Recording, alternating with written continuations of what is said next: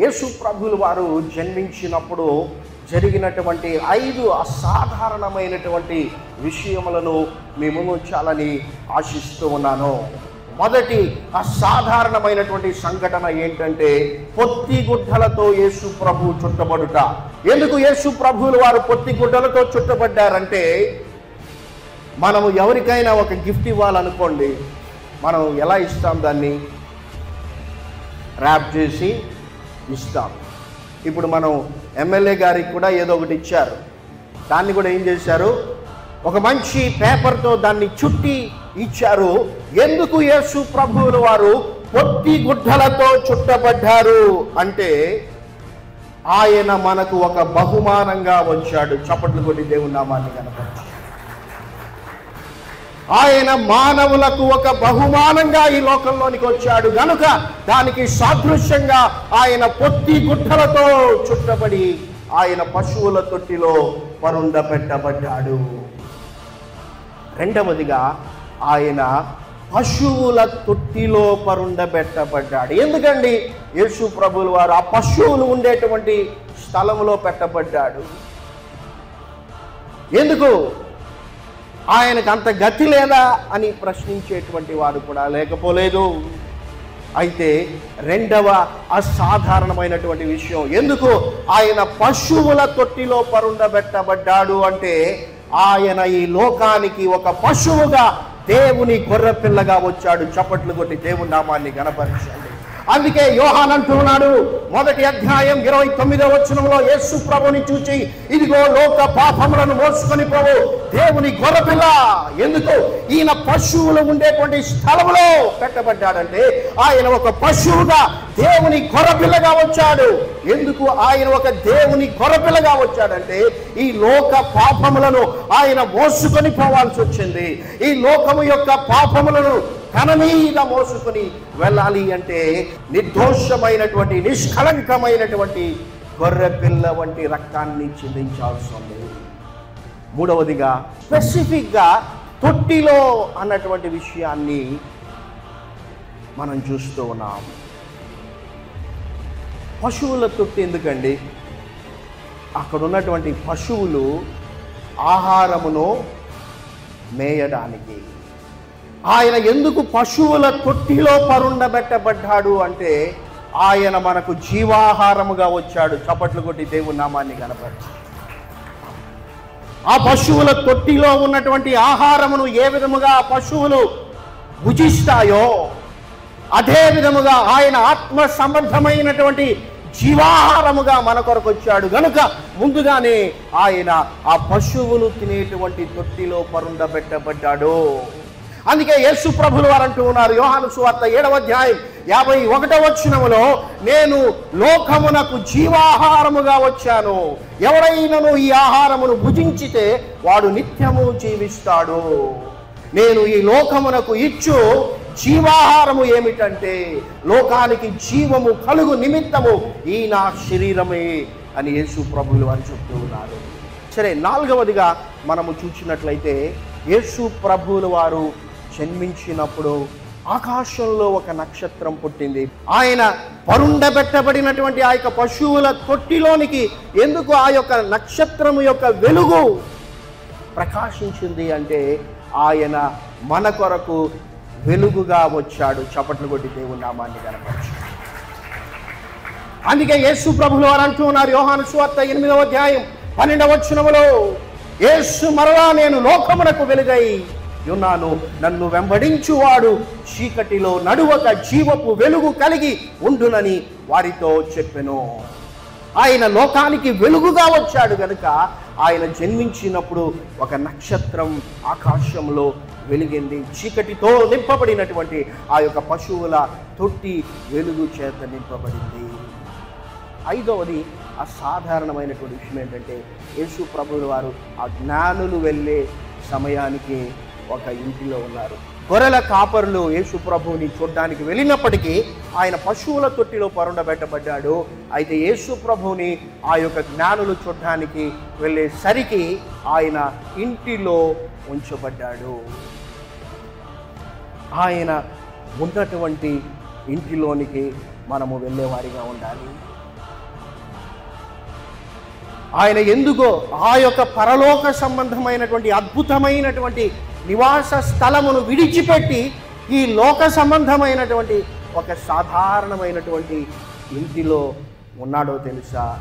ఆయన నిన్ను తన ఇంటిలోనికి తీసుకుని వెళ్ళడానికి చప్పట్లు కొట్టుతూ ఉన్నామని కనవచ్చు. యేసు ప్రభువుల వారు ఎందుకు ఆయన ఈ యొక్క సాధారణమైనటువంటి ఇంటిలో వచ్చి నివసించాడంటే ఆయన నీ కొరకు ఒక ఇంటిని పరలోకంలో నిర్మిస్తూ ఉన్నాడు. అందుకే యేసు ప్రభువుల వారు అన్నారు యోహాను సువార్త 14వ అధ్యాయం 2-3 వచనాలలో, నా తండ్రి ఇంట అనేక నివాస స్థలములు ఉన్నాయి, లేకపోతే నేను మీతో చెబుతాను, నేను వెళ్ళి మీకు స్థలము సిద్ధపరుస్తూ ఉన్నాను. నేను వెళ్ళి మీకు స్థలము సిద్ధపరచిన ఎడలా మీరు నా యొద్ద ఉండుటకు నేను మరలా వచ్చి మిమ్మల్ని తీసుకొని పోదును. ఏ యేసు జన్మనైతే మనం ఈరోజు సెలబ్రేట్ చేసుకుంటున్నామో ఆ యేసు మరలా తిరిగి రానయ్యున్నాడు. చప్పట్లు కొట్టండి. ఎందుకంటే ఆయన నీ కొరకు ఒక ఇంటిని నిర్మిస్తూ ఉన్నాడు. ఆ ఇంటిలోనికి నిన్ను తీసుకొని వెళ్ళాలని ఆయన వస్తూ ఉన్నాడు. సిద్ధంగా ఉన్నావా? ఆ ఇంటికి వెళ్ళడానికి సిద్ధపడతావా? ఆయన రాకడ అర్థం చేసుకుంటావా? ఆయన జన్మలో జరిగినటువంటి అసాధారణమైనటువంటి కార్యములను తీర్మానం చేద్దాం. ఆయన కొరకు బ్రతుకుదాం. ఆయన వస్తున్నాడు.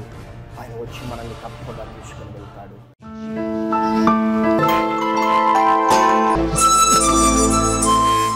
క్రిస్మస్ అద్భుతములో యేసు ప్రభువుల వారు జన్మించినప్పుడు జరిగినటువంటి 5 అసాధారణమైనటువంటి విషయములను మీ ముందు ఉంచాలని ఆశిస్తూ ఉన్నాను. మనము చదువుకున్నటువంటి వాక్య భాగంలో చూసినట్లయితే లూకాసు వార్త 2వ అధ్యాయము 7వ వచనములో, తన తొలిచూలి కుమారుని కని పొత్తి గుడ్డలతో ఆయనను చుట్టి సత్రములో వారికి స్థలము లేనందున ఆయనను పశువుల తొట్టిలో పరుండబెట్టెను అని దేవుని వాక్యం తెలియజేస్తుంది. పరిశుద్ధాత్మ దేవుడు స్పెసిఫిక్గా అక్కడ రాయిస్తున్నటువంటి పదాలు ఏమిటి అంటే పొత్తి గుడ్డలతో ఆయనను చుట్టి.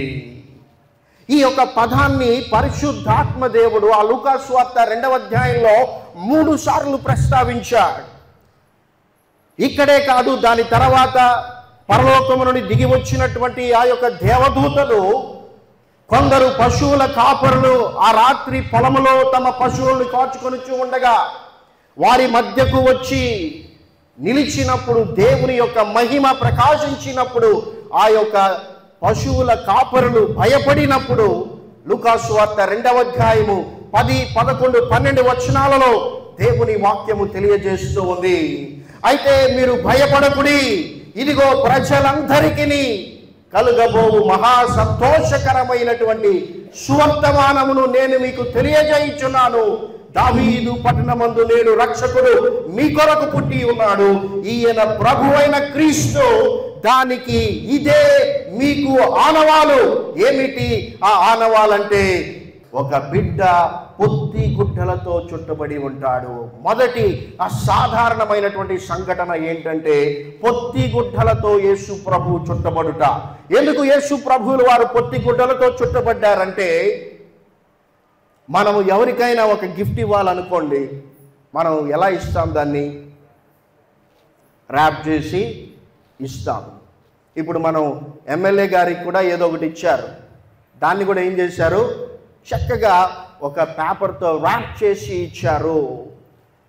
ఒక మంచి పేపర్తో దాన్ని చుట్టి ఇచ్చారు. ఎందుకు యేసు ప్రభువుల వారు పొత్తి గుడ్డలతో చుట్టబడ్డారు అంటే ఆయన మనకు ఒక బహుమానంగా వచ్చాడు. చప్పట్లు కొట్టి దేవుని నామాన్ని కనపరచు. ఆయన మానవులకు ఒక బహుమానంగా ఈ లోకంలోనికి వచ్చాడు గనుక దానికి సాదృశ్యంగా ఆయన పొత్తి గుడ్డలతో చుట్టబడి ఆయన పశువుల తొట్టిలో పరుండబెట్టబడ్డాడు.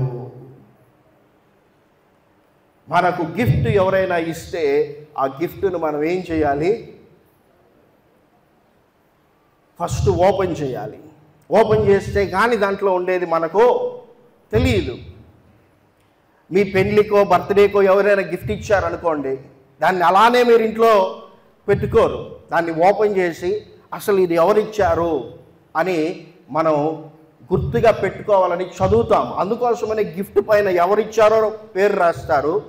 ఆ పేపర్ చించేస్తారు కాబట్టి గిఫ్ట్ పైన కూడా పేరు రాసేటువంటి టెక్నాలజీ వచ్చేసింది.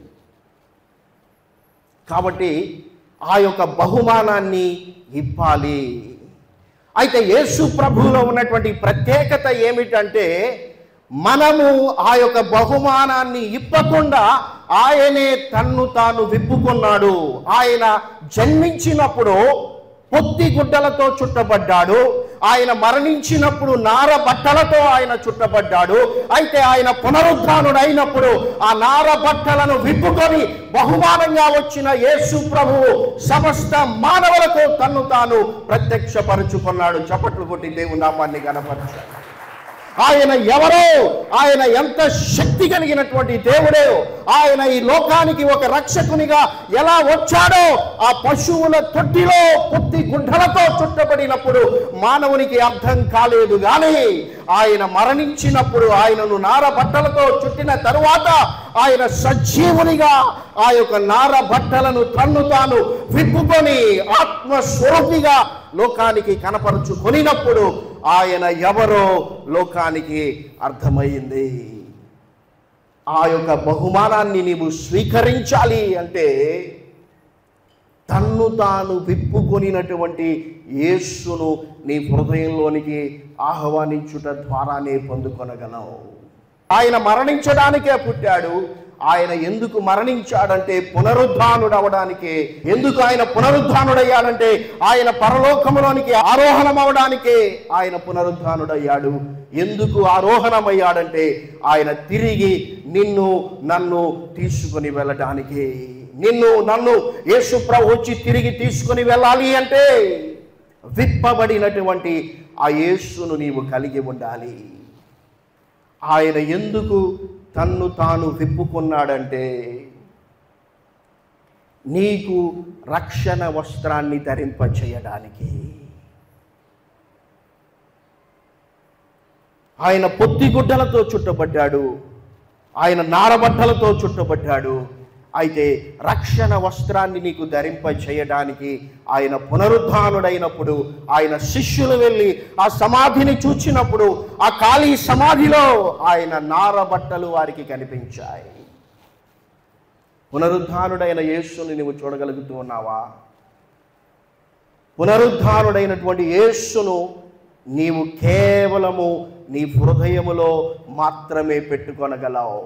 పొత్తి గుడ్డలతో చుట్టబడినటువంటి యేసును నీవు ఒక ఫోటోలో చూడొచ్చు, నీ మొబైల్ ఫోన్లో ఒక స్క్రీన్ సేవర్గా పెట్టుకోవచ్చు, బ్యాక్గ్రౌండ్గా పెట్టుకోవచ్చు. అయితే పునరుద్ధానుడైనటువంటి యేసుకు రూపములే. ఆ యేసును నీవు కేవలము నీలో పెట్టుకోవాలి అంటే నీవు ఒక బహుమానంగా మాత్రమే దాన్ని పొందుకోవాలి. ఉన్నాడా యేసు నీ జీవితంలో? లేకపోతే నీ ఇంట్లోనో, నీ ఫోన్లోనో, నీ కారులోనో యేసు ప్రభువును బొమ్మను పెట్టుకొని ఇదే యేసు ప్రభువుని వెంబడించడమని నీవు భ్రమపడుతూ ఉన్నావా అని క్రిస్మస్ సందర్భంగా పరిశీలన చేసుకోవాలి. ఆయన పొత్తి గుడ్డలతో చుట్టబడ్డాడు. రెండవదిగా ఆయన పశువుల తొట్టిలో పరుండబెట్టబడ్డాడు. ఎందుకండి యేసు ప్రభువుల వారు ఆ పశువులు ఉండేటువంటి స్థలంలో పెట్టబడ్డాడు? ఎందుకు? ఆయనకు అంత గతి లేదా అని ప్రశ్నించేటువంటి వారు కూడా లేకపోలేదు. అయితే రెండవ అసాధారణమైనటువంటి విషయం, ఎందుకు ఆయన పశువుల తొట్టిలో పరుండబెట్టబడ్డాడు అంటే ఆయన ఈ లోకానికి ఒక పశువుగా దేవుని గొర్రెపిల్లగా వచ్చాడు. చప్పట్లు కొట్టి దేవుని నామాన్ని గణపరచండి. అందుకే యోహాను అంటున్నాడు, 1వ అధ్యాయం 29వ వచనంలో యేసు ప్రభుని చూచి, ఇదిగో లోక పాపములను మోసుకొని పోవు దేవుని గొర్రెపిల్ల. ఎందుకు ఈయన పశువులు ఉండేటువంటి స్థలంలో పెట్టబడ్డాడంటే ఆయన ఒక పశువుగా దేవుని గొర్రెపిల్లగా వచ్చాడు. ఎందుకు ఆయన ఒక దేవుని గొర్రెపిల్లగా వచ్చాడంటే ఈ లోక పాపములను ఆయన మోసుకొని పోవాల్సి వచ్చింది. ఈ లోకము యొక్క పాపములను తన మీద మోసుకొని వెళ్ళాలి అంటే నిర్దోషమైనటువంటి నిష్కళంకమైనటువంటి గొర్రెపిల్ల వంటి రక్తాన్ని చిందించాల్సి ఉంది. ఎందుకు ఆయన అంతగా తగ్గించుకున్నాడో తెలుసా? ఆయనకున్నటువంటి హోదా ఏమిటో తెలుసా? అపోస్తులైన పౌలు ఫిలిప్పీ సంఘానికి రాస్తూ 2వ అధ్యాయంలో అంటూ ఉన్నాడు, ఆయన దేవునితో సమానముగా ఉండేటువంటి ఆ యొక్క స్థానాన్ని విడిచిపెట్టకూడని భాగ్యమని ఆయన ఎంచుకొనలేదు. మనుషుని పోలికగా పుట్టి తన్ను తానే రిక్తునిగా చేసుకున్నాడు. ఎందుకంటే ఆయన ఆ రీతిగా పొత్తి గుడ్డలతో చుట్టబడి ఒక బహుమానంగా నీ కొరకు రావడానికి. రెండవదిగా ఆయన పశువుల తొట్టిలో ఎందుకు ఉంచబడ్డాడంటే ఆయన భవిష్యత్తులో ఒక గొర్రెపిల్లగా మరణించడానికి. ఆయన మరణము, ఆయన చిందించినటువంటి రక్తము నీ పాపములను కడిగి పవిత్రపరచగలిగింది. యేసు రక్తంలో నీ పాపములను కడుగుకొనినటువంటి అనుభవం నీకుందా? నీ రక్షణ వస్త్రాలు ఎలా ఉన్నాయి? ఎప్పుడైనా నీ జీవితాన్ని పరిశీలన చేసుకున్నావా? చక్కగా క్రిస్మస్ కాబట్టి మనమందరము మంచి బట్టలు వేసుకొని వచ్చాం. ఎవరెవరు ఎన్ని గంటలు అద్దాల ముందర నిలబడ్డారో నాకు తెలియదు. చక్కగా మ్యాచింగ్లు వేసుకున్నాం, చక్కగా మేకప్ వేసుకున్నాం, చక్కగా అలంకరణ చేసుకొని వచ్చాం. అయితే మన రక్షణ వస్త్రం ఎలా ఉంది? ఆయన తన వస్త్రములను విప్పుకొని నీకు రక్షణ వస్త్రాన్ని ధరింపజేశాడు. ఉందా నీ దగ్గర ఆ రక్షణ వస్త్రం? ఎలా ఉంది అసలు ఆ రక్షణ వస్త్రం? ఎప్పుడైనా దాన్ని ఉదుక్కున్నావా? ఈరోజు వేసుకున్నటువంటి డ్రెస్సు మళ్ళా వేసుకోవాలంటే ఎంత చక్కగా నీవు ఉతుకుకొని ఐరన్ చేసుకొని నీవు వేసుకుంటూ ఉన్నావే. అయితే నీ రక్షణ వస్త్రాన్ని ఎప్పుడైనా ఉతుక్కున్నటువంటి అనుభవం నీకుందా? నీ రక్షణ వస్త్రానికి ఎంత మురికి అంటుకునిందో నీకు తెలుసా? ఒకవేళ నీ రక్షణ వస్త్రము ఈ లోక సంబంధమైనటువంటి పాపభోగముల చేత, ఆకర్షణల చేత అది గలీజ్ అయిపోయి ఉంటే నీవు పరలోకానికి వెళ్ళేటువంటి అవకాశం లేనే లేదు. ఎందుకంటే ప్రకటన గ్రంథం 7వ అధ్యాయం 14వ వచనములో యోహానుతో ఆ యొక్క 4 పెద్దలలో ఒక పెద్ద వేసినటువంటి ప్రశ్న ఏమిటంటే, యోహాను ఎవరు వీరు అంటే, యోహాన్ అన్నాడు వీరెవరో నాకు తెలియదంటే అతనే జవాబిస్తున్నాడు. ఏమనంటే, వీరు మహాశ్రమలలో నుండి వచ్చినటువంటి వారు, గొర్రెపిల్ల యొక్క రక్తములో తమ్మును తాము శుద్ధి చేసుకున్నటువంటి వారు. హల్లెలూయా. ఆయన రక్తంలోని రక్షణ వస్త్రములను శుద్ధి చేసుకొని తెలుపు చేసుకున్నటువంటి అనుభవం నీకుందా? ఎందుకు నువ్వు దేవుని మందిరానికి వస్తున్నావు? ఎందుకు నీవు బైబిల్ చదువుతున్నావు? ఎందుకు నీవు ప్రార్థన చేస్తున్నావు? ఏంటి నీ ఇంటెన్షన్ అని ఎప్పుడైనా నీవు పరిశీలన చేసుకున్నావా? ఎందుకు చదవాలి? ఎందుకు ప్రార్థన చేయాలి? ఎందుకు దేవుని వాక్యాన్ని వినాలి అంటే నీ రక్షణ వస్త్రాన్ని ఉతుకుకోవాలి. నీవు ఆయన రక్తములో ఉతుకుకోవాలి. దేవుని వాక్యాన్ని నీవు వింటూ ఉండగా పరిశుద్ధాత్మ దేవుడు నీవు ఎక్కడ తప్పిపోతున్నావో, ఎక్కడ దేవుని ఆత్మను నీవు దుఃఖ పెడుతూ ఉన్నావో ఆయన తెలియజేస్తూ ఉండగా ఆ మరకను వెంటనే ఆయన రక్తంతో కడుక్కోవాలి. హల్లెలూయా. నీకు తెలుసు ఇంకు పడితే ఏమి వేస్తే ఆ ఇంకు పోతుందో. ఎందుకంటే అడ్వర్టైజ్మెంట్స్లో మనం చాలా చూస్తూ ఉంటాం. సర్ఫెక్సల్ అని, అదని, ఇదని మరక వాడే అంటిస్తాడు. మళ్ళా వాషింగ్ మిషన్లో వేసి తీసినాక కొత్తది పెడతాడో, మరక పోయిందో మనకు తెలియదు అనుకోండి. మా మరక బలి వెళ్ళిపోయిందని చెప్పి ఇంట్లో భార్యలు ఏమంటారంటే, అది ఫస్ట్ తీసుకొని రండి ఎందుకంటే అది అయితే మరకపోతుందంట. ఎందుకంటే మరకతో ఉన్నటువంటి బట్టలు వేసుకోవడానికి ఎవరు ఇష్టపడరు. మరక పోవాలి, దానికి ఎన్ని ప్రయత్నాలన్నా చేస్తారు. ఎందుకంటే ఇది నా పెళ్ళి డ్రెస్, ఇది నా 18th బర్త్డే డ్రెస్, ఇది నా స్పెషల్ అకేషన్ డ్రెస్ కాబట్టి దానిపైన ఎంత భయంకరమైనటువంటి మరకైనా, ఏమి చేసైనా దాన్ని మనం పోగొట్టుకోవడానికి ఇష్టపడతామే. అయితే దేవుడు తన వస్త్రాలనే తీసివేసి ఆయనను సిలువకు ఎక్కించడానికి ముందుగా ఆయన అంగీని ఆ యొక్క యూదులు తీసుకున్నారే.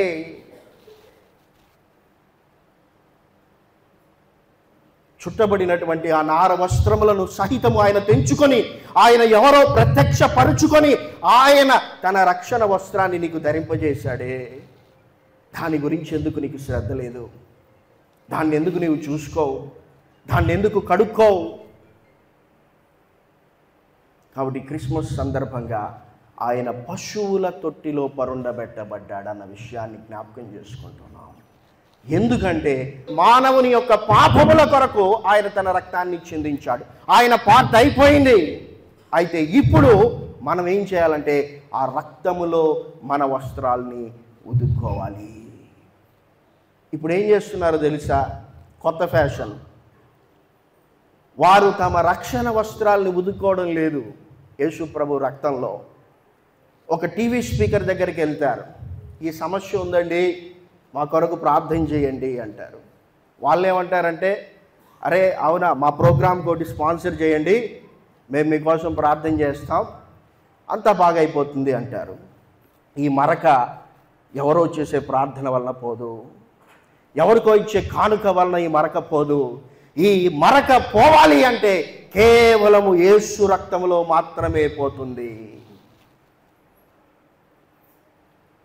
ఎవరో ప్రార్థన చేస్తేనో ఎవరికో కానుకిస్తేనో మీ జీవితాలు బాగుపడతాయి అనుకుంటే అంతకంటే భయంకరమైనటువంటి దుస్థితి మరొకటి లేదు. ఎందుకంటే నేను ఉంటున్నటువంటి పట్టణం తిరుపతి పట్టణం.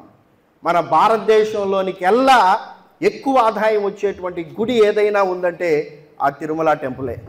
వెండి బంగారముల వంటి క్షయ వస్తువుల చేత మనము విమోచింపబడలేమని దేవుడు తన కుమారుడైన క్రీస్తును మన కొరకు పంపించాడు. చప్పట్లు కొట్టి దేవుని నామాన్ని కనపరచు. నీ వెండి, నీ డబ్బు, ఇంకేదో నీ ఆస్తి నిన్ను విమోచించలేదు, నిన్ను పవిత్రపరచలేదు, నీ వస్త్రాలను తెలుపు చేయలేదు. యేసు రక్తములో కడుక్కోవాలి. అసలు ఎందుకు కడుక్కోవడం లేదంటే నీకు తెలిస్తే కదా మరక ఉండేది. ఇప్పుడు నాకు ఇక్కడ ఒక మరక అయిందనుకోండి, నాకు ఎలా తెలుస్తుంది?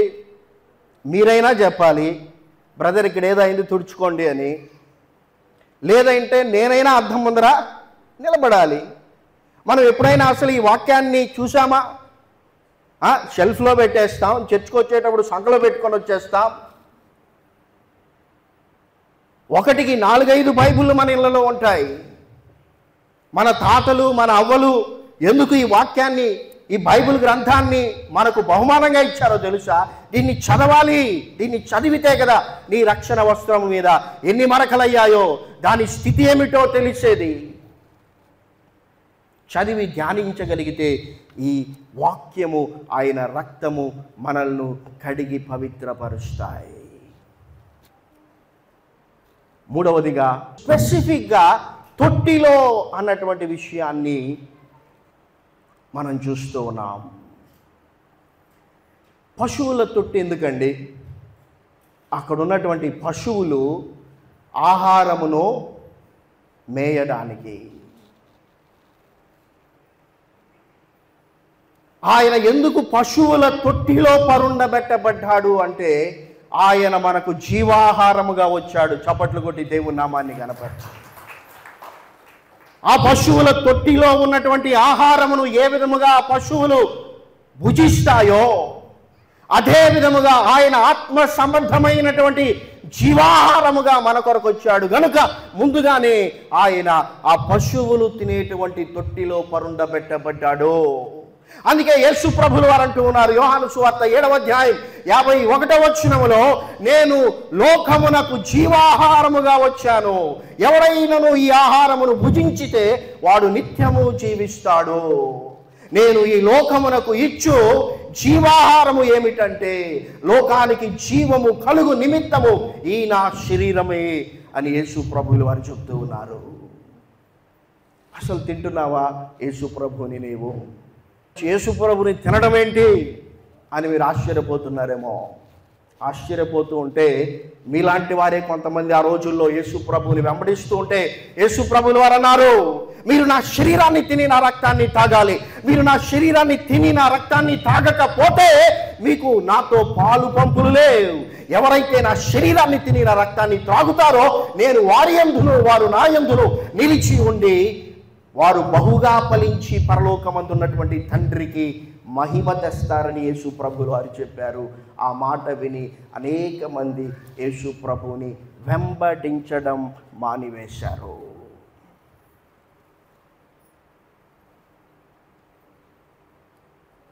దేవుని వాక్యాన్ని తినడం కష్టమై, దేవుని వాక్యాన్ని పానము చేయడం కష్టమై యేసు ప్రభువుని వెంబడించడం మానివేస్తున్నావా? ఆయన పశువుల తొట్టిలో పరుండబెట్టబడ్డాడు. ఆయన అనుకునింటే పశువుల తొట్టిలో కాదు, ఆయన బంగారు ఉయ్యాలలో పడుకునేటువంటి శక్తి ఆయనకు లేదా? ఖచ్చితంగా ఉంది. అయితే ఆయన పశువుల తొట్టిలో పరుండబెట్టబడ్డాడు. ఎందుకంటే నీవు నేను ఆయన్ని భుజించాలని. ఈరోజు మనల్ని మనం ఒక ప్రశ్న వేసుకోవాలి. ఎంతగా దేవుని వాక్యాన్ని మనం భుజిస్తూ ఉన్నాం? క్రిస్మస్ అంటే కొత్త బట్టలు వేసుకుంటూ ఉన్నాం. క్రిస్మస్ అంటే మంచి ఆహారాన్ని మనము సిద్ధపరచుకుంటూ ఉన్నాం. అయితే దేవుని వాక్యమైనటువంటి ఈ జీవాహారమును మనం భుజిస్తూ ఉన్నామా?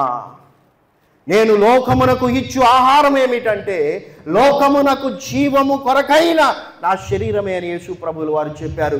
ఏంటిది ఆయన శరీరం అంటే? యోహాను సువార్త 1వ అధ్యాయం 1వ వచనములో ఆద్యందు వాక్యము ఉండెను, వాక్యము దేవుని యొద్ద నుండెను, ఆ వాక్యమే దేవుడై ఉండెను.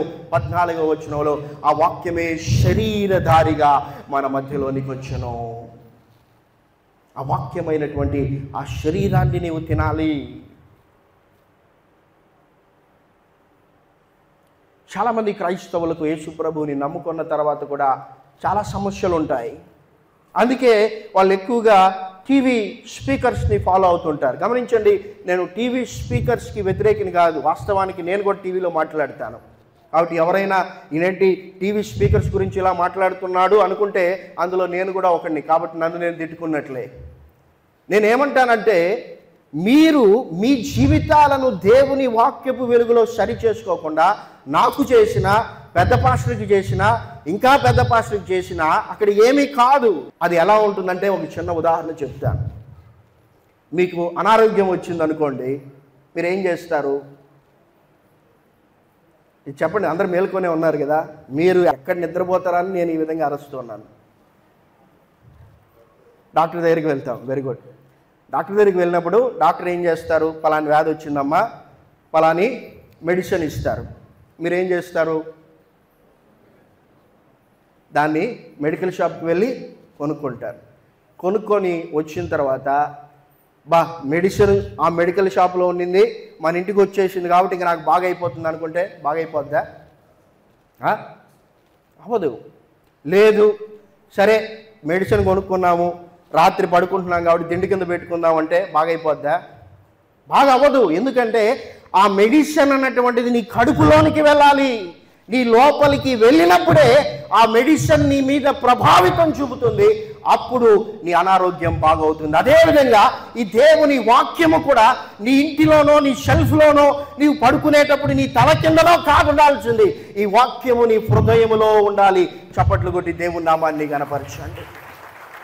ఈ వాక్యం నీ హృదయంలో ఉంటే ఈ వాక్యము నీ యొక్క శరీరం అంతటి మీద ప్రభావితాన్ని చూపుతుంది. నీ ఆలోచనలను, నీ చూపులను, నీ మాటలను, నీ క్రియలను, నీ చేష్టలను, నీ యొక్క నడవడికను, నీ యొక్క ప్రతి విషయాన్ని కూడా ఈ వాక్యం ప్రభావితం చేస్తుంది. ఎప్పుడంటే ఈ వాక్యం నీలోనికి వెళ్ళాలి. అందుకే యేసు ప్రభువులు వారు ఏమన్నారంటే యోహాను సువార్త 15వ అధ్యాయం 4, 5, 6, 7 వచనాలలో నా యందు మీరును మీ యందు నా మాటలను నిలిచి ఉండాలి. నిలిచి ఉంటే అప్పుడు మీకు ఏది ఇష్టమో అడగండి, అది మీకు అనుగ్రహించబడుతుంది. అసలు ఆయన వాక్యం మీలో లేదు, మీరు ఆయనలో లేరు. మళ్ళా మీరు ప్రార్థనలు చేస్తారు. ఏమని? ప్రభువా అది కావాలి, ఇది కావాలి. ఇప్పటికే చేసేసి ఉంటారు. ఏమని? 2024లో మీకు ఏమేమి దేవుడు ఇవ్వాలో ఆల్రెడీ ప్రార్థనలు చేసేసి ఉంటారు. ఏమేమి దేవుడు ఇవ్వాలనుకుంటున్నారో మీకు అనుకూలంగా ఉండేటువంటి ఒక గొప్ప టీవీ స్పీకర్కి కొంత కానుక పంపించి ఆ లిస్టు కూడా పంపించేసి ఉంటారు. ఆయన కూడా మీకు వాగ్దానం చేసి ఉంటాడు. ఏమనంటే తప్పకుండా 2024లో ఈ వాగ్దానాలన్నీ దేవుడు మీకు అనుగ్రహిస్తాడు. ఎందుకంటే మీరు మా సేవకు, మా సంఘానికి ఇంత డబ్బు ఇచ్చారు కాబట్టి అని చెప్పేవారు. లేకపోలే నో, అది ఆ విధంగా జరగదు. యేసు ప్రభువులు వారు అంటున్నారు ఆ వాక్యం నీలోనికి వెళ్ళాలి, మందు నీలోనికి వెళ్ళాలి. వెళ్ళినప్పుడు ఆ వాక్యం ఏం చేస్తుందంటే ఆయనకి ఇష్టమైనవే అడిగేటట్లు చేస్తుంది. హల్లెలూయా. వాక్యం నీలో లేకపోతే నీకు ఇష్టమైనవి అడుగుతావు. ప్రభు ఆ వ్యక్తితోనే పెళ్లి కావాలంటావు. వాడు ఎంత దుర్మార్గుడో నీకు ఇప్పుడు ఎందుకు అర్థమవుతుంది? చెప్తారు తల్లిదండ్రులు, అమ్మ వాడు వద్దమ్మా, వాడు ఎంతో మోసగాడు, మేము తెలుసుకున్నాము, కన్నాము, పెంచాము, ఇంత చదివిచ్చాము, ఏమి నువ్వు అడిగితే మంచిదైతే నీకు ఇవ్వమా? లేదు లేదు, వాడే కావాలి. ఎందుకంటే నీలో వాక్యం లేదు. వాక్యం వస్తే వాని నిజ స్వరూపము నీకు కనిపిస్తుంది. దేవుడు తెలియజేయగలడు. ఆయన చిత్తాన్ని నీకు దేవుడు తెలియజేయడానికి సమర్థే. ఆ పశువులు మేసేటువంటి తొట్టిలో ఆయన ఉన్నాడు. ఎందుకో తెలుసా? కేవలం నీ కోసం, నా కోసం. నీవు నేను ఆయన్ని భుజించాలి, ఆయనతో కలిసి భుజించాలి. బైబిల్ని కొంతమంది చదువుతారు. ఎలా చదువుతారో తెలుసా? నేను కొంతమంది ఇళ్ళకు వెళ్ళినప్పుడు వారు మెయిన్ డోర్ ఇక్కడ ఉంటుంది అనుకోండి, ఆ మెయిన్ డోరు పక్కనే ఏం పెడతారు? చెప్పులు పెడతారు కదా, ఎందుకంటే చెప్పులు వేసుకొని లోపలికి పోరు. ఆ మెయిన్ డోర్ దగ్గర ఎక్కడైతే చెప్పులు వేసుకుంటారో అక్కడే క్యాలెండర్ పెట్టి ఉంటారు. పెట్టేసి ఏంటంటే ఆ చెప్పులు వేసుకునే లోపల చదివేయాలి, టైం వేస్ట్ కాకుండా. ఎందుకంటే క్యాలెండర్లో ఇంతే కదా ఉంటుంది వాక్యం. క్యాలెండర్లో పెద్దది ప్రింట్ చేస్తే పెద్ద క్యాలెండర్ చేయాలి కాబట్టి ఉన్న చిన్న వాక్యాలను, లేకపోతే ఉన్న వాక్యాల్లో సగం వాక్యాన్నో అర్థం చేసుకోగలిగింది ప్రింట్ చేస్తారు. మంచిదే అది. అయితే వీళ్ళు ఏంటంటే చదవాలి, చదవకపోతే ఏమన్నా జరుగుతుందని చెప్పులు వేసుకుంటా చదివి వెళ్ళిపోయేటువంటి వారు ఉన్నారు. ఎప్పుడైనా అలా తిన్నారండి మీరు? ఎంత తీరిగ్గా గంటల కొద్దీ టీవీ చూస్తా, ఫోన్లో చూస్తా, కామెడీ షోస్ చూస్తూ, న్యూస్ చూస్తా తీరిగ్గా 10-15 నిమిషాలు తిన్న రోజులు లేవా? అయితే వాక్యాన్ని మాత్రం ఎందుకు నిర్లక్ష్యం చేస్తున్నారు? మీరు తినాలనే కదా ఆయన ఆ పశువుల తొట్టిలో పరుండబెట్టబడ్డాడు. చెప్దామా ఒక తీర్మానం ఈరోజు? ప్రభా, నీవు నా కొరకు పశువుల తొట్టిలో పరుండబెట్టబడ్డావు కాబట్టి నేను నిన్ను భుజిస్తా. నీ కోసం ఒక ప్రత్యేకమైనటువంటి సమయాన్ని నేను కేటాయిస్తాను నాయన. ఆ ఆహారం నాకు కావాలి. ఎందుకంటే ఆ ఆహారాన్ని నేను భుజించగలిగితేనే నా ఆత్మ బలపరచబడుతుంది. మీ శరీరాలు బలంగా ఉన్నాయి, కానీ మీ ఆత్మలు చాలా బలహీనంగా ఉన్నాయి. ఎందుకంటే శరీరానికి మంచిగా ఆహారాన్ని పెట్టి మనము దాన్ని పోషిస్తున్నాం. అందుకే నేను కూడా ఇట్లా ఉన్నాను. అయితే మన ఆత్మ కూడా బలంగా ఉండాలి. మన ఆత్మ కూడా మన శరీరానికంటే బలంగా ఉండాలి. ఎందుకంటే ఈ ఆత్మ శరీరము రెండు కూడా ఒకదానికి ఒకటి యుద్ధం చేసుకుంటూ ఉన్నాయి. ఆ యుద్ధంలో ఆత్మ గెలవాలంటే ఆత్మ బలంగా ఉండాలి. కాబట్టి మనం తీర్మానం చేద్దాం. ఈ దేవుని వాక్యం ఎంత విలువైనటువంటిదో నేను చిన్న వయసులోనే తెలుసుకోగలిగాను. కాబట్టి దేవుని కృప వలన 1200 వాక్యాలను కంఠపాఠం చేశాను. ఈ మధ్యనే ప్రకటన గ్రంథంలో ఉన్నటువంటి 22 అధ్యాయాల్ని కంఠపాఠం చేయడానికి దేవుడు సహాయం చేశాడు. దేవుని వాక్యాన్ని నాలో ఉంచుకొనుటను బట్టి నేను దేవునితో ప్రతిరోజు 4 గంటల నుండి 5 గంటల వరకు సమయాన్ని గడపగలుగుతున్నాను. నేర్చుకున్న వాక్యాలను ప్రతిరోజు చెప్పుకుంటాను. చెప్పుకుంటున్నటువంటి ఆ వాక్య ప్రకారంగా ప్రార్థన చేస్తాను, దేవుణ్ణి స్తుతిస్తాను. నిజంగా దేవునిలో ఆనందిస్తూ ఉన్నాను. నాలాగా మీరు అన్ని చేయాలని, అంత సమయం గడపాలని నేను చెప్పడం లేదు. మీకు తెలుసు మీరు ఎన్ని ఇడ్లీ తింటారో. కాబట్టి అది మీకే వదిలేస్తున్నాను. అందరూ ఉన్నప్పుడు ఎన్ని తింటారో నాకు తెలియదు, ఎవరు లేనప్పుడు ఎన్ని తింటారో నాకు తెలియదు. మీకు తెలుసు మీ కడుపులో ఎన్ని ఇడ్లీలు పడతాయో. కాబట్టి ఎంత వాక్యం మీకు కావాలో మీకే తెలుసు, నేను చెప్పను. కాబట్టి మీ జీవితంలో ఒక తీర్మానం చేయాలి. సరే, 4వదిగా మనము చూసినట్లయితే ఒక అసాధారణమైనటువంటి సంఘటన, ఒక అద్భుతం ఏంటంటే యేసు ప్రభువుల వారు జన్మించినప్పుడు ఆకాశంలో ఒక నక్షత్రం పుట్టింది. మత్తయి సువార్త 2వ అధ్యాయంలో ఉదయకాల సమయమందు మరి ఇక్కడ ఉన్నటువంటి బ్రదర్స్ చదివారు పెద్దలు వాక్య భాగాన్ని. ఎందుకని ఆకాశంలో నక్షత్రం పుట్టింది? What is the reason? ఈ అసాధారణమైనటువంటి విషయాలన్నీ కూడా యేసు ప్రభు జన్మలో ఎందుకు జరిగాయి అంటే దాని వెనకాల దేవుడు నీకు ఇవ్వాలనుకుంటున్నటువంటి ఒక ఆత్మీయ పాఠం ఉంది. ఆయన పరుండబెట్టబడినటువంటి ఆ యొక్క పశువుల తొట్టిలోనికి ఎందుకు ఆ యొక్క నక్షత్రము యొక్క వెలుగు ప్రకాశించింది అంటే ఆయన మన కొరకు వెలుగుగా వచ్చాడు. చప్పట్లు కొట్టి దేవుని నామాన్ని కనపరచు. అందుకే యేసు ప్రభువుల వారు అంటూ ఉన్నారు, యోహాను సువార్త 8వ అధ్యాయం 12వ వచనములో, యేసు మరలా నేను లోకమునకు వెలుగై ఉన్నాను. నన్ను వెంబడించువాడు చీకటిలో నడువక జీవపు వెలుగు కలిగి ఉండునని వారితో చెప్పెను. ఆయన లోకానికి వెలుగుగా వచ్చాడు గనుక ఆయన జన్మించినప్పుడు ఒక నక్షత్రం ఆకాశంలో వెలిగింది. చీకటితో నింపబడినటువంటి ఆ యొక్క పశువుల తొట్టి వెలుగు చేత నింపబడింది. ఎలా ఉంది నీ జీవితం?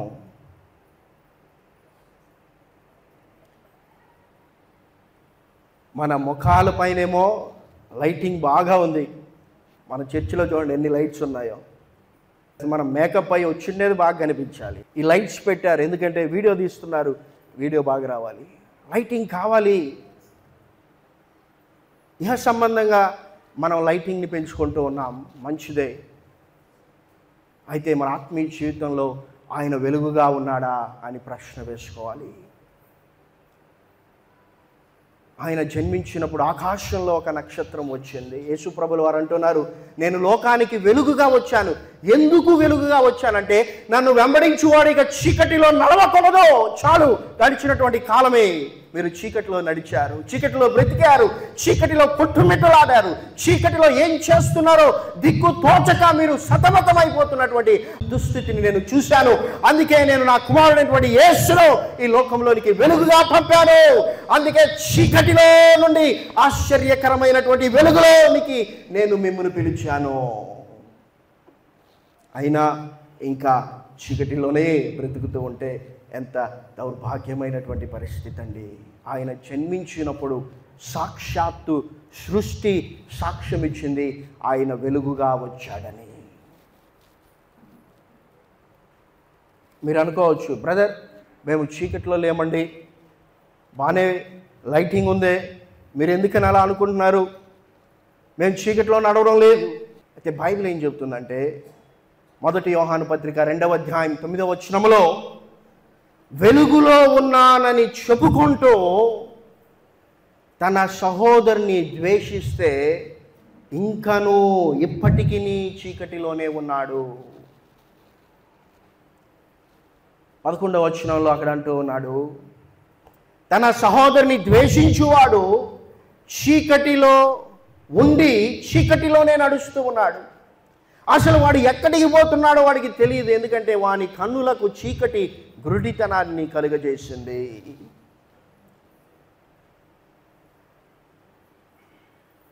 క్రైస్తవ కుటుంబాలలో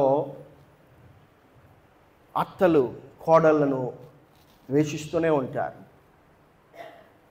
కోడళ్ళు తక్కువేం కాదు, అత్తలను ద్వేషిస్తూనే ఉంటారు. అత్త అంటుంది, ఇంత భయంకరమైనటువంటి కోడలు ఎక్కడ ఉండదండి. ప్రతి అత్త చెప్పే మాటే అది. దాదాపు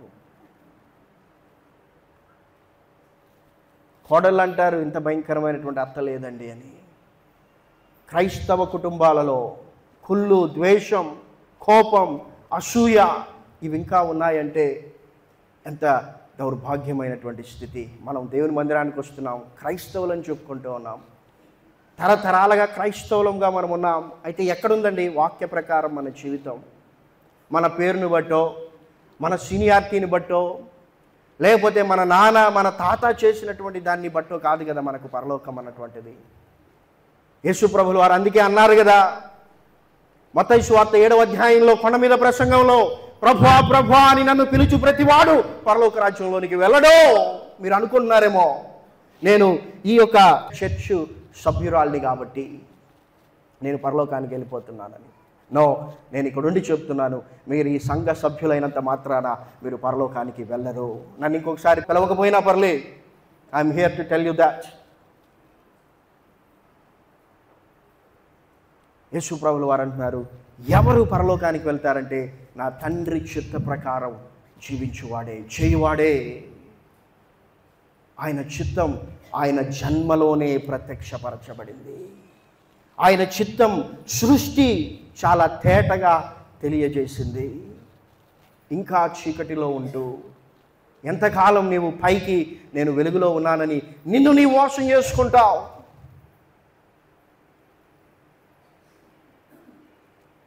నిన్ను ప్రేమించే వారినే ప్రేమించడంలో గొప్ప విషయం ఏమీ లేదు. యేసు ప్రభువు అన్నాడు మత్తయి సువార్త 5వ అధ్యాయంలో, మీరు ప్రేమించే వారిని ప్రేమిస్తే ఏం ఫలం కలుగుతుందండి మీకు? అన్యజనులే అలా చేస్తున్నారు. మీకు వారికి తేడా ఏంటి?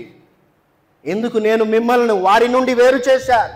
ఎందుకు చీకటిలో నుండి ఆశ్చర్యకరమైన వెలుగులోనికి పిలిచానంటే మీరు ప్రత్యేకమైనటువంటి వారిగా బ్రతకాలని. కాబట్టి మీరు ఏం చేయాలంటే మిమ్మల్ని హింసించే వారి కొరకు కూడా ప్రార్థన చేయాలి. మీ శత్రువులను మీరు ప్రేమించాలి. సరే అండి, మీ కోడల్ని మీ శత్రువే అనుకోండి, ప్రేమించాలండి మీరు. బైబిల్ చెప్తుంది అది. మీ అత్త మీకు శత్రువే అనుకోండి, ఆమె నాకు అత్త కాదండి అంత భయంకర, ఓకే, ఆమె నీ శత్రువే అనుకో. You have to love her.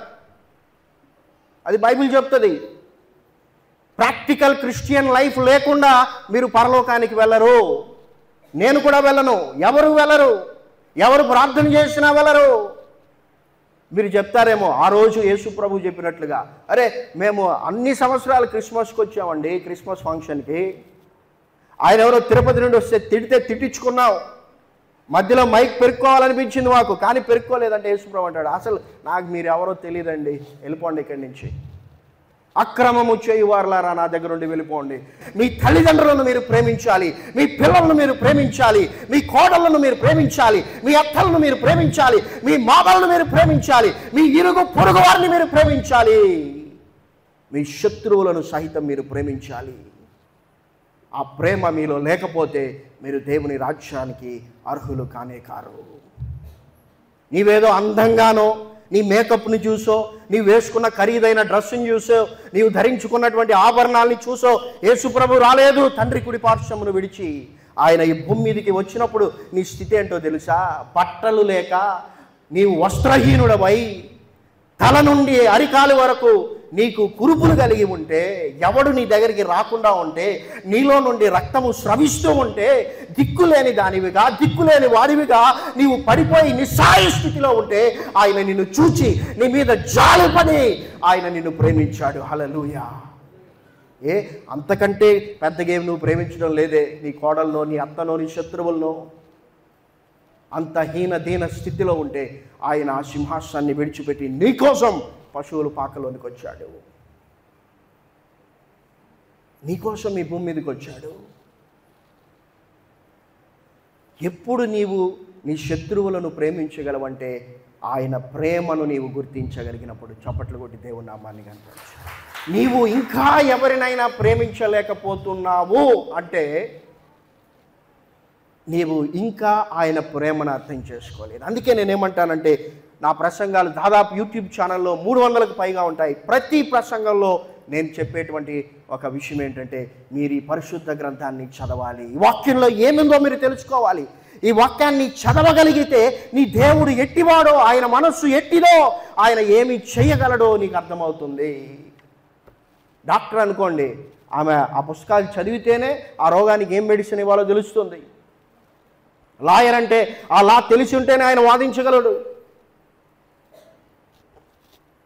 ఏ పనోడైనా, ఒక ఇంజనీర్ అయినా, ఒక సాఫ్ట్వేర్ ఇంజనీర్ అయినా, హార్డ్వేర్ ఇంజనీర్ అయినా ఆ సబ్జెక్ట్ పైన పట్టుంటే కదా ఆయన ఏమైనా దాన్ని రిపేర్ చేయడానికో ఇంకేదైనా సాధించడానికో. క్రైస్తవులకు వాక్యం పైన పట్టు లేదు. మీకేం కావాలంటే కల్పనా కథలు కావాలి, నవ్వించాలి మిమ్మల్ని, ముసలమ్మ ముచ్చట్లు చెప్పాలి. వాక్యం కాదు మీకు కావాల్సింది, జోకులు కావాలి మీకు. అది చెప్తే అబ్బాయి ఏం చెప్పాడండి అని చప్పట్లు కొడతారు. అయిపోయింది, మళ్ళా జీవితం అంతే. 2023లో అట్లే ఉండింది, 2022లో అట్లే ఉంది, 2000 ఎక్కడ మార్పు ఏం లేదు. జోకులు విన్నారు, నవ్వారు, చప్పట్లు కొట్టారు, అయిపోయింది. ఖండించే వాక్యం కావాలి. దేవుడు తను ప్రేమించు వారిని గద్దించి శిక్షించును కనుక దేవుడు అంటున్నాడు, లవొదికయ సంఘంతో ఆసక్తి కలిగి మారు మనసు పొందు. ఎప్పటి నుంచైనా మన జీవితాలు మార్చుకుందామా? వెలుగులో నడుద్దాం.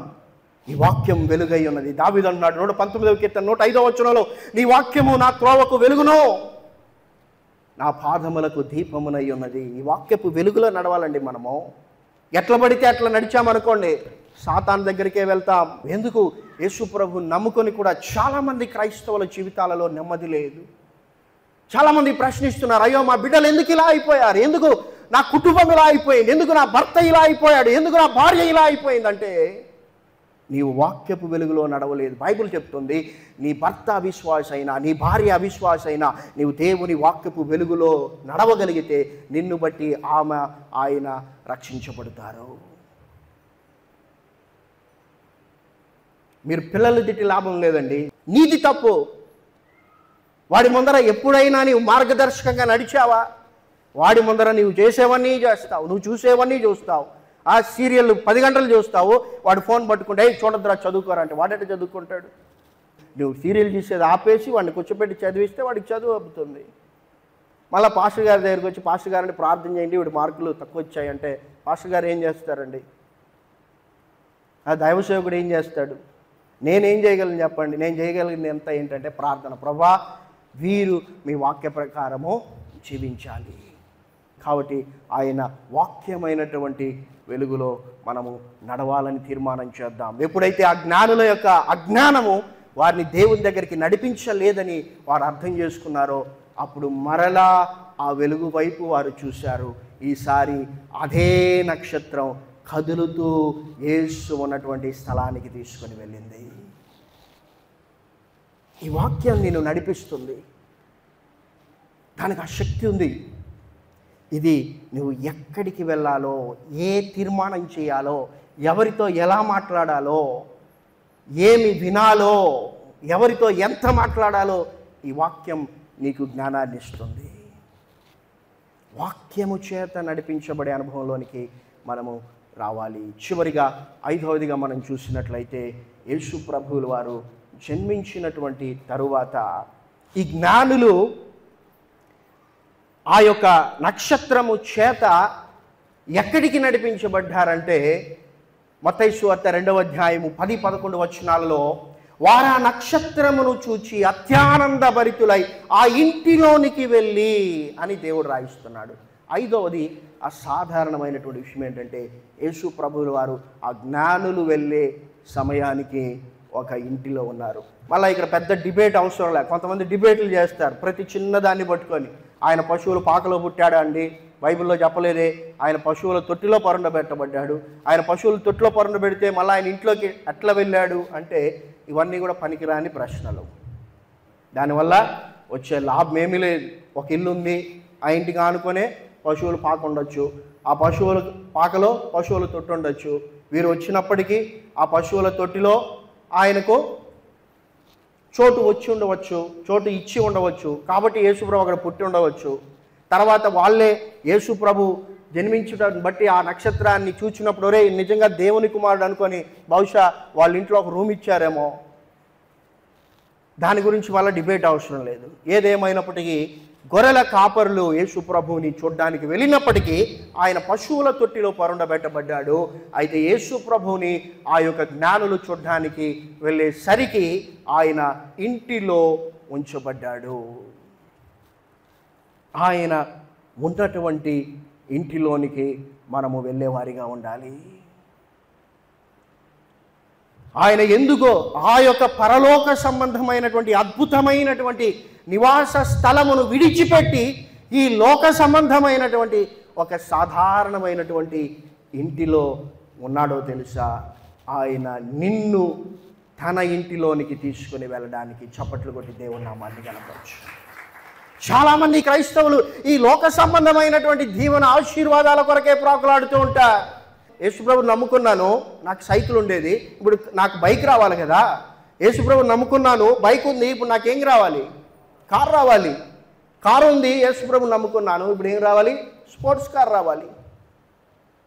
గుడిసి ఉండేది, ఇల్లు వచ్చింది, ఇల్లు వచ్చింది, ఇప్పుడు ఏం రావాలి? డూప్లెక్స్ హౌస్ రావాలి. డూప్లెక్స్ హౌస్ ఉంది, ఇప్పుడు ఏం రావాలి? ఫామ్ హౌస్ కావాలి. అంటే ఇహ సంబంధమైనటువంటి వాటిపైనే దృష్టి. ఎందుకంటే మీరు అనుకుంటున్నారు ఇహ సంబంధమైనటువంటి జీవితమే ప్రాముఖ్యమైనటువంటిదని. నో, యేసు ప్రభువుల వారు ఎందుకు ఆయన ఈ యొక్క సాధారణమైనటువంటి ఇంటిలో వచ్చి నివసించాడంటే, ఆయన నీ కొరకు ఒక ఇంటిని పరలోకంలో నిర్మిస్తూ ఉన్నాడు. అందుకే యేసు ప్రభువుల వారు అన్నారు, యోహాను సువార్త 14వ అధ్యాయం 2-3 వచనాలలో, నా తండ్రి ఇంట అనేక నివాస స్థలములు ఉన్నాయి, లేకపోతే నేను మీతో చెబుతాను, నేను వెళ్ళి మీకు స్థలము సిద్ధపరుస్తూ ఉన్నాను. నేను వెళ్ళి మీకు స్థలము సిద్ధపరచిన ఎడలా మీరు నా యొద్ద ఉండుటకు నేను మరలా వచ్చి మిమ్మును తీసుకొని పోదును. ఏ యేసు జన్మనైతే మనం ఈరోజు సెలబ్రేట్ చేసుకుంటూ ఉన్నామో ఆ యేసు మరలా తిరిగి రానయ్యున్నాడు. చప్పట్లు కొట్టండి. ఎందుకంటే ఆయన నీ కొరకు ఒక ఇంటిని నిర్మిస్తూ ఉన్నాడు. ఆ ఇంటిలోనికి నిన్ను తీసుకొని వెళ్ళాలని ఆయన వస్తూ ఉన్నాడు. సిద్ధంగా ఉన్నావా ఆ ఇంటికి వెళ్ళడానికి? లేకపోతే ఎప్పుడు ఈ ఇల్లేనా? గ్రౌండ్ ఫ్లోర్ అయిపోయింది, ఫస్ట్ ఫ్లోర్ కట్టుకోవాలండి, ప్రార్థన చేయండి. ఫస్ట్ అమ్మ పరలోకంలో స్థలం ఉందో లేదో చూసుకో అమ్మా. ఆ ఉండడానికి ఏదో ఒక గూడు ఉంది, బ్రతికిపోతున్నావు. ఎట్లా బ్రతికినా చచ్చిపోతాం కదా. ఎంతమంది చచ్చిపోలేదు ఈ చర్చిలో చెప్పండి? మా చర్చిలో ఊరు చచ్చిపోలేదండి అని చెప్పండి. చర్చి కట్టి దాదాపు ఎన్ని ఇయర్స్ అయింది పాస్టర్ గారు? 120. ఆ 120 ఇయర్స్లో ఎంతమంది చనిపోయింటారండి? మనం కూడా పోతాం ఒకరోజు. అయితే ప్రశ్న ఏంటంటే, నీవు చనిపోయిన తర్వాత మీరు అనుకోవచ్చు ఏంటండి జన్మదినం రోజు ఆ పాస్టర్ గారు వచ్చి మరణం గురించి మాట్లాడారంటే యేసురావు పుట్టిందే చనిపోవడానికి. కాబట్టి మనం చనిపోతే మన కొరకు పరలోకంలో ఇల్లు ఉందా? ఇక్కడ ఉంది, ఇల్లు ఉంది, ప్లాట్ ఉంది, ఫ్లాట్ ఉంది, అన్నీ ఉన్నాయి. మంచి, దేవునికి స్తోత్రం. ఉండటం తప్పని నేను చెప్పను. దేవుడు మనల్ని దీవిస్తాడు, ఆశీర్వదిస్తాడు, మన అవసరతలను తీరుస్తాడు. ఆయన ఇహ సంబంధంగా మనల్ని దీవించి ఆశీర్వదిస్తాడు. అనారోగ్యంగా ఉంటే బాగు చేస్తాడు, ఆర్థికమైన ఇబ్బందులు ఉంటే ఆయన సహాయం చేస్తాడు, మన పిల్లలను దీవిస్తాడు, వాళ్ళు చక్కగా చదువుకొని మంచి స్థానంలో ఉంటారు. అవేవి తప్పని నేను చెప్పడం లేదు, దేవునికి స్తోత్రం. అవన్నీ ఆయన చేయాలి, చేస్తాడు. బట్ అయితే నా ప్రశ్న ఏంటంటే, పరలోకంలో మీ పరిస్థితి ఏమిటి? ఉందా మీకు ఇల్లు? దేవుడు ఫలాని మీ పేరుని ఒక ఇల్లును ఆడ కట్టగలుగుతూ ఉన్నాడా? అలా ఉందా మన బ్రతుకు?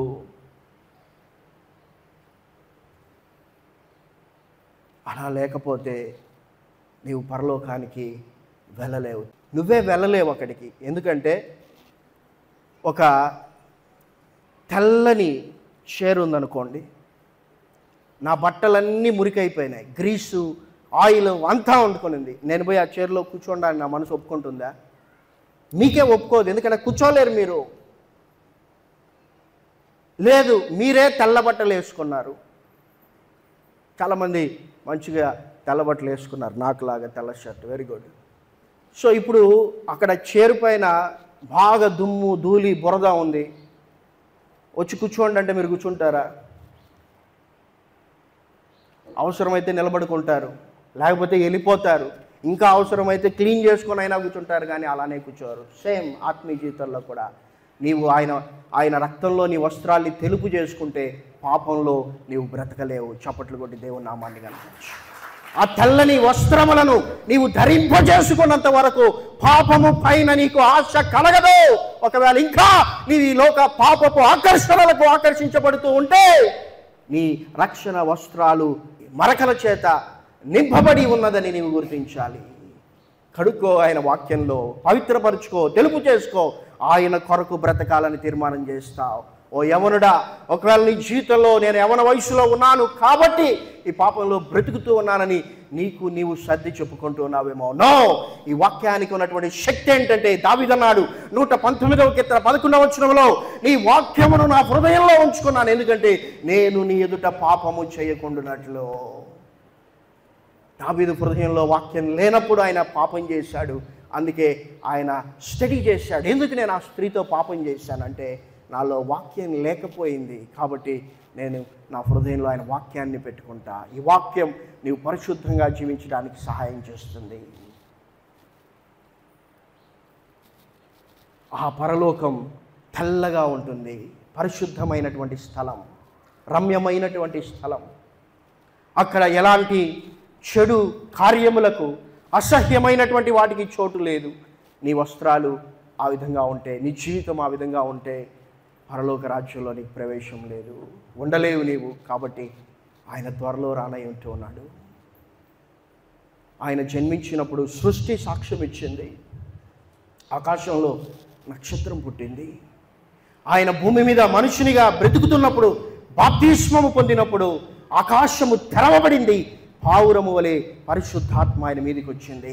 ఆయన శిలువ మీద వేలాడినప్పుడు మధ్యాహ్నం మొదలుకొని 3 గంటల వరకు చీకటి కలిగింది.